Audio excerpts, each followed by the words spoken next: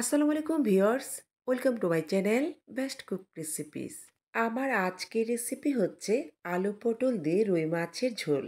আজকের রান্নাটা করব সামান্য পরিমাণে স্পেশাল মাছের মশলা দিয়ে। যারা নতুন রাঁধুনি কিংবা ব্যাচেলার ভাই বোন আছেন, আশা করি আমার আজকের রেসিপি আপনাদের উপকারে আসবে।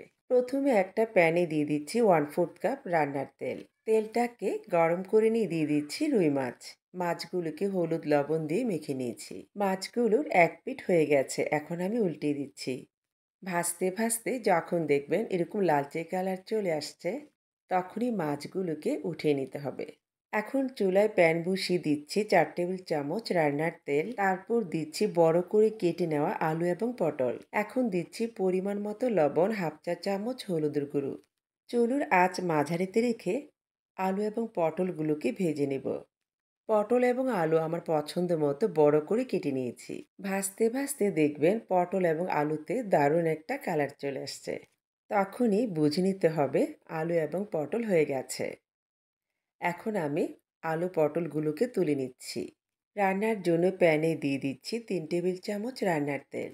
দিচ্ছি হাফ কাপ পেঁয়াজ বাটা। চাইলে আপনারা এখানে পেঁয়াজ কুচি দিতে পারেন, তবে কোনোভাবেই পেঁয়াজ বাটা বাদ দেওয়া যাবে না। পেঁয়াজ বাটা গ্রেভিটাকে যেমন ঘন করে তেমনি টেস্টটাও ভালো আসে। এখন দিচ্ছি হলুদ, মরিচ, ধনিয়া এবং জিরার গুঁড়ো। আমি মরিচের গুঁড়ো 1.5 চা চামচ দিয়েছি আর বাকি সবগুলো উপকরণ 1 চা চামচ করে দিয়েছি।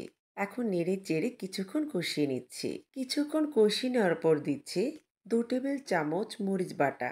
তবে মরিচটাকে আমি আধা বাটা করে দিয়েছি, অর্থাৎ মিহি করিনি। আবারও কিছুক্ষণ কষিয়ে নিচ্ছি।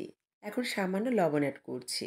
যেহেতু আলু এবং পটল ভাজার সময় লবণ অ্যাড করেছি, তাই লবণটা বুঝে দিতে হবে। এখন হাফ কাপ পানি অ্যাড করছি। তারপর নেড়ে চেড়ে 5 মিনিটের মতো কষিয়ে নিচ্ছি। চুলোর আঁচটাকে একদম লতে করে দিয়েছি।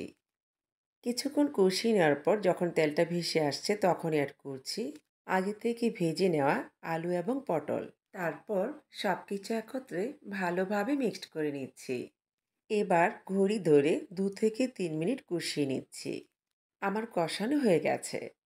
এখন নেড়ে চেড়ে অ্যাড করছি 2 কাপের মতো নর্মাল পানি। তারপর নেড়ে চেড়ে সব কিছু ভালোভাবে মিশিয়ে নিচ্ছি। কিছুক্ষণ জাল করে নেয়ার পর বলক চলে আসছে। আবার একটু নেড়ে দিচ্ছি।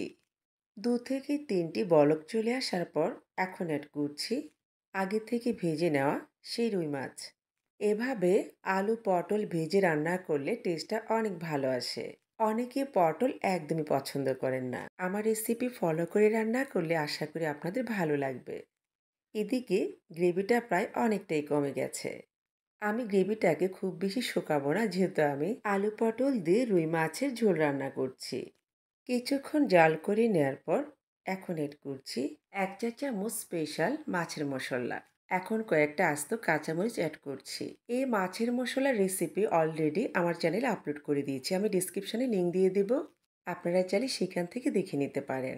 যারা আমার রেসিপিটি ইউটিউব থেকে দেখছেন, প্লিজ লাইক দিবেন, কমেন্ট করে জানাবেন কেমন হয়েছে। কারণ আপনাদের লাইক এবং কমেন্ট আমাকে অনেক উৎসাহিত করে। আর চ্যানেল সাবস্ক্রাইব করে পাশে থাকবেন। আর যারা পেজ থেকে দেখছেন, পেজটিকে ফলো করে পাশে থাকবেন। ভালো লাগলে একটু শেয়ার করে দিবেন। অলমোস্ট আমার রান্নাটা হয়ে গেছে। এখন চুলোটাকে বন্ধ করে দেব। এবার সার্ভ করার পালা। দেখতেই পাচ্ছেন তরকারির কালারটা কত দারুণ হয়েছে। দেখলেন তো কত সহজেই তৈরি করে দেখালাম আলু পটল দিয়ে রুই মাছের ঝোল। গরম গরম ভাতের সাথে এরকম তরকারি হলে আর 2 থেকে 3 তরকারির প্রয়োজন হয় না। 2 থেকে 4 প্লেট ভাত এমনি খেতে পারবেন। এতক্ষণ পর্যন্ত ধৈর্য ধরে যারা আমার ভিডিও দেখেছেন, তাদের সকলকে অসংখ্য ধন্যবাদ জানাচ্ছি। আপনারা আমার জন্য দোয়া করবেন। বেঁচে থাকলে দেখা হবে ইনশাল্লাহ। আবারও কোনো নতুন রেসিপি নিয়ে আপনাদের মাঝে উপস্থিত হব। আল্লাহ হাফেজ।